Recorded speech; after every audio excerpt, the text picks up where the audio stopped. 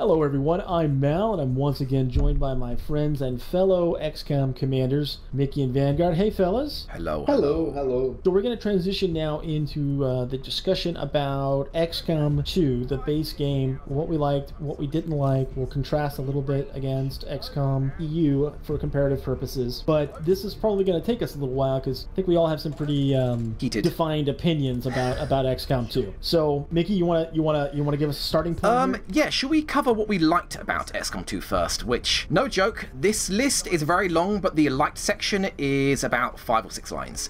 I liked the fact that I like the fact that you can target mind-controlled aliens and target explosible objects. I love that. I missed that being able to do that in XCOM 1. You couldn't target a mind-controlled alien or an object that would be one hit explode. I really like that added in XCOM 2. It adds a lot of possibilities in the game. Anybody else like to add anything they liked about XCOM 2?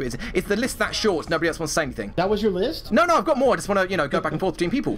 Oh, okay. For a second there, that was the only thing I liked about the game. No, there is more. I just want to alternate between people because what we liked about the game is going to be more generalized, I suppose. It's not down to specifics. Well, I did like the unit variety. They injected some new alien types in. That doesn't mean I liked how they re-envisioned a lot of them, but we'll get to that when we get to the dislike part. But I did like that there was quite a few new variants. I liked the engine, and the fact that visually things were more crisp, though I didn't necessarily agree with the art direction. Again, we'll get to that on the dislike part. I liked the different mission types. I liked, for the most part in the base game anyway, the pacing of it seemed right. I enjoyed the variations that they made in the base building. I liked the fact that it was on the Avenger. I liked a lot of the story elements related to that. But, well, again, we'll get to what issues we had here in a minute. Overall, I played XCOM 2 enthusiastically when it came out, but as I played it more, I realized, and this was kind of a running theme when we talked about the DLCs as well, that for me, in order to really, really enjoy it, I have to utilize mods. Yeah. So that raises a flag for me, that I have to have the mods or it's just not fun. Frustrating. You're fighting aspects of the game that you don't like. Yeah. Vanguard, what about you? What I have to say about likes and dislikes is very short, so I'm just going to summarize everything. What I don't like, timing on missions. This just breaks the game for me. Can we get to not like in a second? Yeah, just what you like for now. Yeah. It's because it's easier for me to do like that. Okay, just sure. A little bit. What else? I really hated what they did with the sectopods. The sectopods from XCOM 1 was way chicken legs.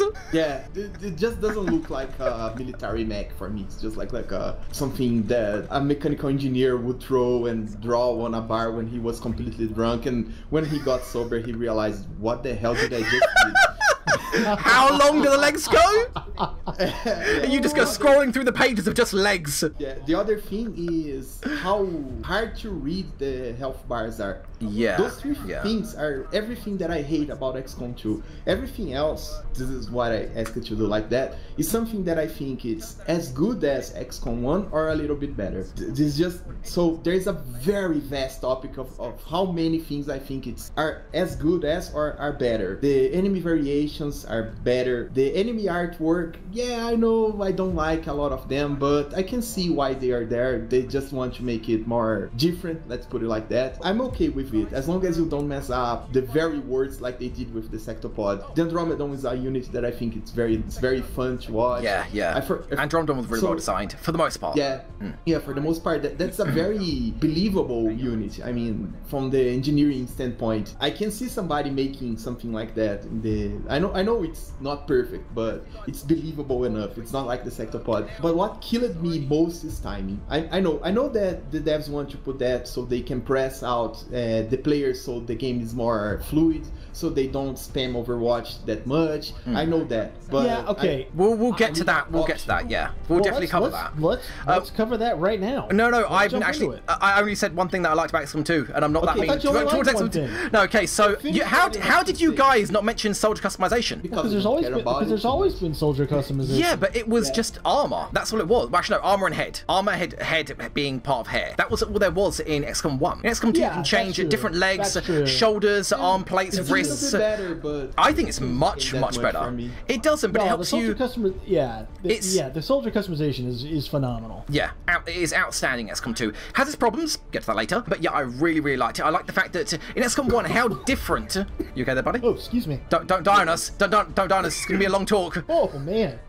So yeah, that in XCOM 1, that it was very limited how different you could make people look. You could choose between like 11, 15 colors, something like that, and the armor type, and then the head. That was it. And compared to XCOM 2, it is so much better. Also, the alien types, yeah, for the most part, I like them. If I like the game more, then I'd like the alien types more, not including Advent. We'll get that later. Modding is amazing that they added it. Thank you so much. I think one of the key reasons they added it, again, just speculation, I believe Johnny Lump said, if you want to make this game great, add modding. And they did. I don't know if they were planning on doing it to begin with, but thank you God they added modding. I don't know if I could play this game at all. Like, I don't know if I could finish this game if it didn't have mods. If it weren't for the mods, I wouldn't play XCOM 2, because everything that I complained when I was talking, you can solve those problems with mods, except for the sectopod. But it's just a visual thing. It's okay. Seriously, when the sectopod stands up on two legs, you need to hear the word or the sound effect. Yeah. There's a mod for that. Yeah, no doubt. but what I was trying to say is that mods are what saved XCOM 2. Without mods, I could not play this game, and this raises a huge black flag for me. So what the hell? Do I need mods to play a game? Yeah, I mean, they should enhance the experience, not make that is a very relevant argument when you say this game is great, but I wouldn't play it with mods. A great example is like Fallout and Skyrim. I'd play Skyrim without mods, but I wouldn't play Fallout without mods, and some people wouldn't play Skyrim without mods, and that's difficult. That when you make the argument, is this game good? I wouldn't play without mods, but I would with. Does that mean it's a good game or not? Because mods are free and they're always available. That's difficult. It really is. But the mods have a big problem that we'll get to later. The other thing that I really liked, because I love random perks, which I don't like RNG when it's vital to the gameplay, but I like randomness in the terms of roguelikes, as in random items, random maps, random encounters, that kind of thing. I loved the random perks from the AWC, which I think was added in a patch. Not even a DLC, just a patch. I really like that. You know how when they rank up to Corporal or whatever the next rank is, they'll get a random perk from a pool of about 8. I really like they added that. It makes the soldiers actually feel more unique, even in a game that doesn't have perk roulette. Right. No, it keeps things interesting. I mean, XCOM 2 did some things that definitely were an improvement. There's no question about that. You know, they moved to a more modern engine, allowed them to do some different things. They added the preview window for aiming, things like that, which I thought were good. But there were some big misses, and I think that Vanguard nailed it with the timing part. And I had the same issue with Enemy Within to some degree, but in XCOM 2, that was probably the biggest thing that really did annoy the hell out of me, because it forces a different play style. And what bothers me about that the most is I want to play XCOM the way I want to play XCOM, and I don't want that arbitrarily turn-based games are about choice, and putting timers limits your choice. You're just limiting the gameplay. Right. Now, certain missions, from a story perspective, it makes sense. Yeah. You know, I think the best way to handle that is you say you have to meet certain criteria in the mission by X number of turns, and then it goes into the next section, and you kind of corner it off that way. But just, you have 8 turns or whatever the number is, and then no matter how well you're doing, it's just arbitrarily you're done. To have that appear as often as it does was a huge disappointment. Yeah. Or at least make that optional objective. Something that rewards me for playing fast, not something that kills my campaign if I don't want to play fast. Yeah, exactly. It should have been how it was in Enemy Within, where meld existed. So you played fast, get meld, even though everybody says they don't, but everybody does. You know you do. It's like, oh, there's meld, running, and you trigger, and you screw up. I would commonly take, 2 rookies on a mission in EW. One would be there to get ranked up, and one would be a meld canary. Yeah. The other one was to go fetch meld, and I had no intention of whatever. You got Max Smith, and Max Smith is on this mission, and he knows he's going for meld, and he may not be coming home, but that's his job, and he's going to do it. Oh, that is cruel. Yeah, and that puts a strategy layer on your decision making. Are you willing to sacrifice a soldier slot to get the meld? Yes or no? Are you willing to sacrifice a rookie for get the meld? Yes or no? The way that XCOM 2 makes it is just that you have no choice. You have to do it fast or you lose, and that's BS for me. Sorry, yeah, because for me, it's for me, it's two things. One, it's just it's just a bad design choice. So yeah. It's a horrible design choice. Jake, sorry, you and team, but you know, I just think it's a bad design choice, and I think it's in there to not so much. I don't really get the whole to speed up the game. It's a turn-based game. I know why they did this. It's because the AI can't handle people being smart and meticulous. Well, that's what it is. Let me quote unquote speed up the gameplay, speed up the decisions. The problem with this entire to create artificial difficulty. Yeah. But exactly. the problem with this entire design philosophy is, and Jake Solomon said this in a single line, it summed up the entire design philosophy of XCOM, or XCOM 2. If I'd have known that timers would have caused people so many problems and how much they didn't like it, I would have added an option to remove timers. The problem is, no, stop.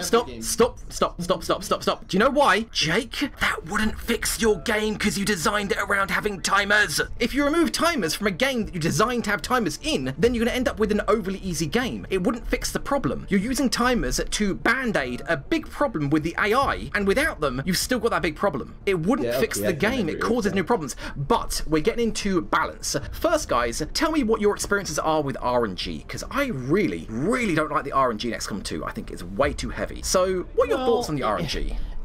Well, okay, I'll give an example. It's the whole risk versus reward thing, okay? Yeah. Which I think that EW handled very well, and XCOM 2 does not at all. And so my example would be, I've got a ranger that I'm using sword-based. Yeah. If I am going to risk running open into the field and potentially uncovering another pod, which you almost always do, to use the blade, then that blade needs to hit. Yes. So the fact that you could run across the field to slice, say, an Advent officer in half and just miss, just whiff, and then activate another pod when you do it, which I've had happen. Yeah, I know that later you get implacable or you can get untouchable. And the stats increase, so it gets to the point for the most part is 100%. But the problem is it should always be. I think melee should be how it was in Enemy Unknown, XCOM 1. It should be how it was in XCOM 1, where melee, if you're in range of melee, you're going to get hit or you're going to be doing the hitting. Just 100% every time, no objections. It should always be 100%. I also think that the proximity bonus for weapons fire should always be as such that if I am standing next to you and I place the shotgun inside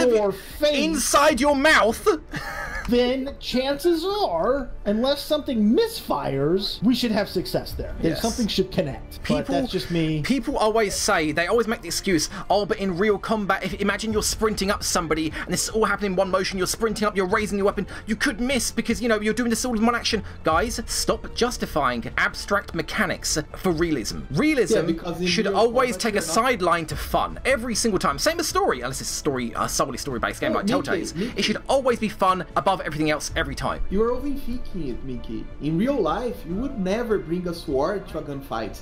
Well, okay.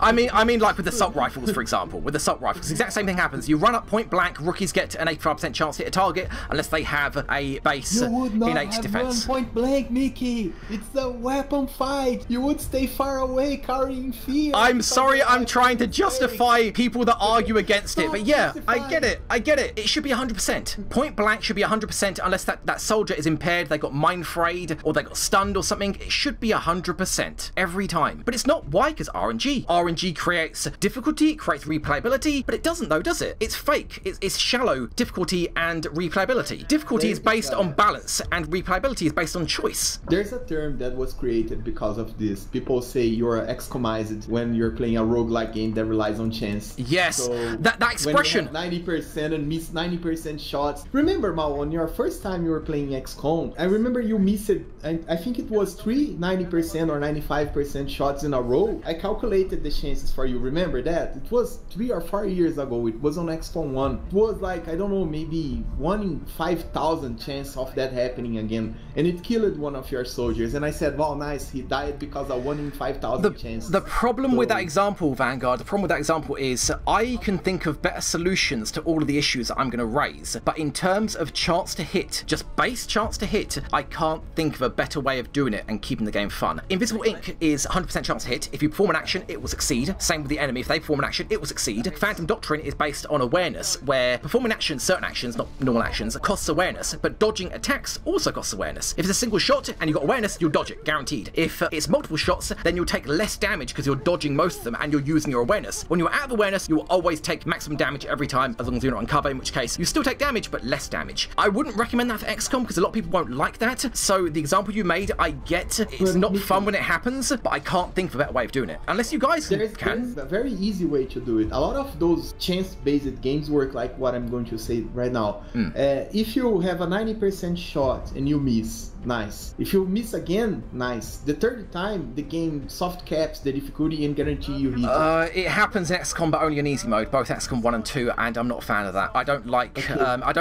hidden behind the scenes handicapping of the aliens. I really don't like that, and I'd rather, if it says it's going to do something, 95% chance to hit this, 95% chance to hit, and making it be 95% chance to hit, but actually it's 100. I don't know. Maybe have it be like if it's above 90, it's guaranteed. Again, a lot of people wouldn't like that, but I'm not saying that's a good solution. I'm just saying it's a solution. But that's not the problems I have with RNG. Maybe give them the option to choose if you want that to be on or off. Yeah, maybe. The problem with XCOM in general, I mean, everything you guys are related. I have no problem with it, to be honest with you. But the way that I think that the devs should do it is give guys the option. You want to have those chances, fine, click this option. You don't want to. You want to have a soft cap that takes easy on you if the game is being... The problem with that is, Vanguard... XCOM 2 by default doesn't have aiming angles, right? Doesn't have that second wave. No. Okay. It doesn't have any second wave options. I thought I'd add this right here because I didn't have any other place for it to go. XCOM 2 does not have any second wave options, which is a real shame. It really adds the replayability in XCOM 1. XCOM 2 doesn't have any. In fact, when I finished the game, I thought, well, you know what? At least I can play it with second wave options. Perk roulette. No, there are none. Well,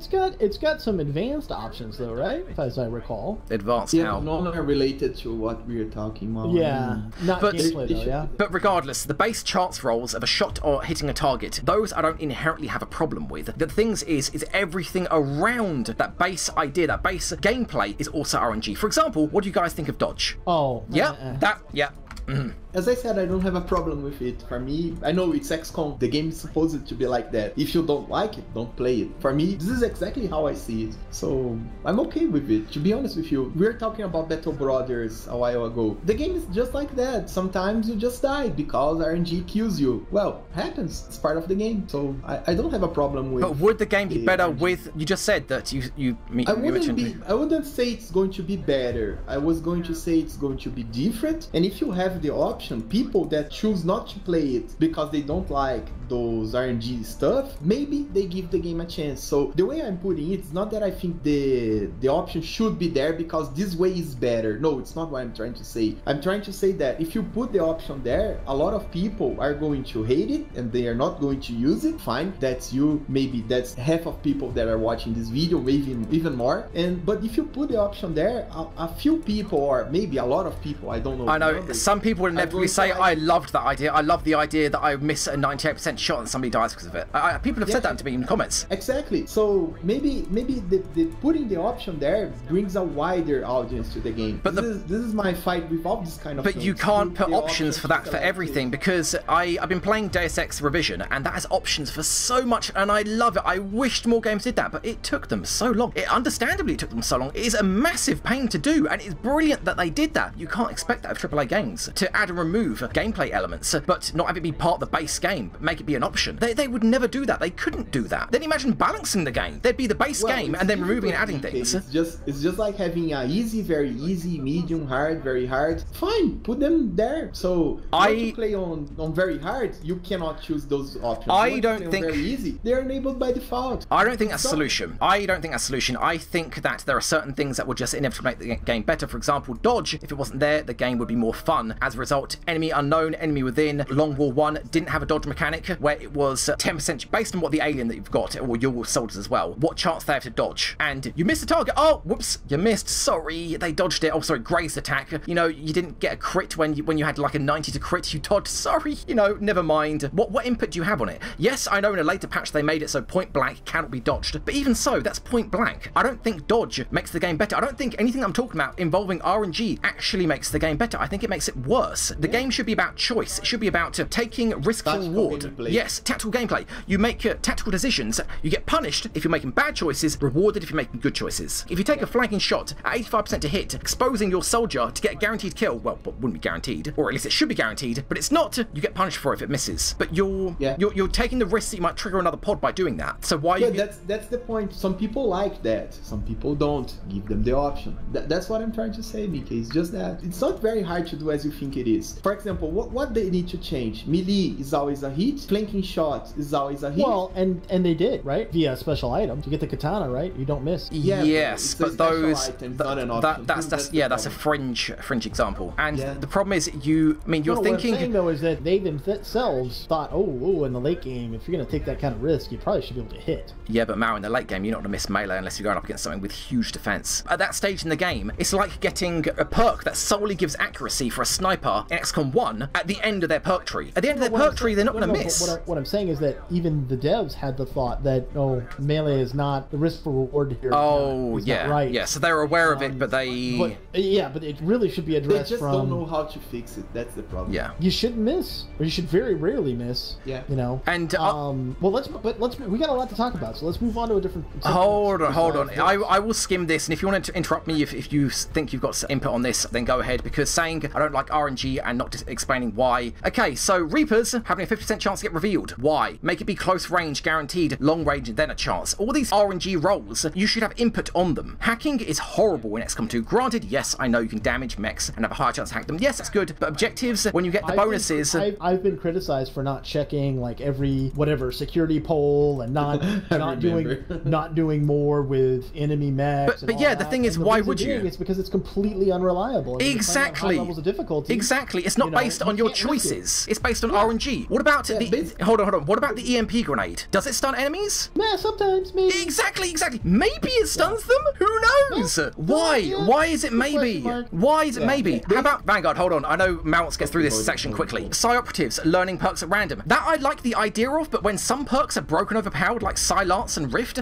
compared to some perks being useless like Absorb Health when you do an attack, all of a sudden you've got a broken perk compared to a rubbish perk at random. Again, RNG. How about grenades doing what they're supposed to, like the EMP grenade, but not just the EMP grenade. Sometimes it doesn't always perform the acid or the flame. It doesn't set them on fire like it should do. Or how about the items that are being built? Grenades and suits get built at random, right? Mao, I know you hate that. Oh, why is it at random? But you're talking about the same guy though that it just infuriates me and always has, even in the original XCOM, where you go to promote a soldier and it's random what class you get. That's why I always use Commander's Choice. Yeah. I'm like, what commander would like look at somebody's skill sets and look at their stats or whatever and go, no, let them choose. Oh, they want to be a chef? Fine, that's okay. We don't need any of those right now, but yeah, let them do it. Okay, I know how that works. I know you want to skim through this. So the next one is cover destruction. Weapons destroying cover, completely at random. Why? Just remove it. Do like Long War. Oh. So many examples that Long War did better. Don't have weapons destroy cover, or have it do it very, very rarely. Maybe cover's incredibly flimsy, like the meld containers. They destroy in one hit, guaranteed. Don't destroy cover with weapons. It is RNG. You could lose somebody completely RNG based. How about the mind spin attack on the sectoid? Chance to hit is like, I don't know, 80% or something based on the soldier's will, but the effect that it has is picked at random. Mind control, panic, or stun. Why is it random? In XCOM 1 it was different abilities having a different chance to hit, but mind control has the same chance to hit as stun, but they're completely different. One could ruin your run, the other one, they're a bit stunned, they can still move, it's fine. Do you like how, and maybe it's just coincidental, but do you like how the sectoid seems to always get the the ranger first? So the one guy that could take them down with melee vulnerability is the one guy that they focus on. I thought you were going to mention that with the mind fray between mind control, panic, and stun. Stun, I believe, is about 20% chance to roll, whereas the other two are 40. Stun never happens, but yet the other two happen quite often. But it should be different abilities, like in XCOM 1. The sectoid should have different abilities with a lower chance to hit based on how powerful the ability is. XCOM 2, randomized. How about domination, the ability to mind control a unit permanently? If you dominate a gatekeeper, 56% chance, completely at random, breaks the mission. Have you mind controlled a gatekeeper? I've done it about 3 or 4 times. It breaks the mission. A gatekeeper can solo the entire map, even up against other gatekeepers because the AI doesn't know how to use it. More RNG. How about I've grabbed to Gatekeeper a couple of times. It's actually quite fun to do, though. I mean, just on the fun scale, it's quite yeah, fun. that is true. Yeah. Or how about I did it actually on the Tactical Legacy pack just recently. One of the missions I actually mind controlled. I was like, screw it, let's do it. Boom, got him. But again, another example. Okay, well then why didn't they make it time-based? So it's overpowered, but it doesn't break the mission. Exactly. Or how about getting one shot in Hunkered in full cover? Why is that a thing? Oh, no, yeah, but that, yeah. No. You might say, oh no. Well, you know it happens. What about Long War? Why didn't they make it so that instead of giving you a set amount of defense when you hunker, it also doubles your defense as well as giving you extra DR? It doubles the amount of DR that you get from the cover, decreasing the chance of getting it one shot. It does prevent you from being crit. No. Yeah, it does. XCOM 1 it did, not XCOM 2. Okay. Maybe it was added in one of the DLCs, but in the base game, it was not in. It didn't prevent you getting crit. Same way in, actually no, in XCOM 1, it did prevent you getting crit. XCOM 2 in the base game, it did not. You could still get crit in full cover, hunkered. More RNG. How about the grenade damage range? So you guys know, say for example, grenade does 3 to 5 damage. Did you know that last point of damage is based on a 25% roll? It's a separate roll for damage. Instead of a grenade doing 3 to 5 damage, it's actually 3 to 4, but that extra bit of damage is on a lower chance to hit. So why does it say 3 to 5 damage? It's misleading you, and it's based on RNG. Why is that the case? More RNG. Yeah, Mickey, basically what you're trying to say summarizing this. The RNG of the game is exaggerated. You want to have more tactical decisions, less luck-based decisions. And there are many ways to change that without making the game too easy. They could still have chance to hit, but not just make all of these things I'm talking about not be chance. Make it like it was in EU. Minimize the RNG instead of maximizing it. Like the prec shot for the snipers in XCOM 2. That now has a decreased chance to hit, but in XCOM 1 it was a higher chance to crit. You don't lose anything by using the ability, but in XCOM 2 you do. Why? How about, do purifiers explode? Sometimes. Who knows? Maybe they do, maybe they don't. Yeah, how about, you know what? What's weird about that is that even when you hit them with explosives, they don't always blow up. You're like, well, but why? Well, can we get a ruling here, Judge? Because it'd be good to know. How about the repeater in the head trigger?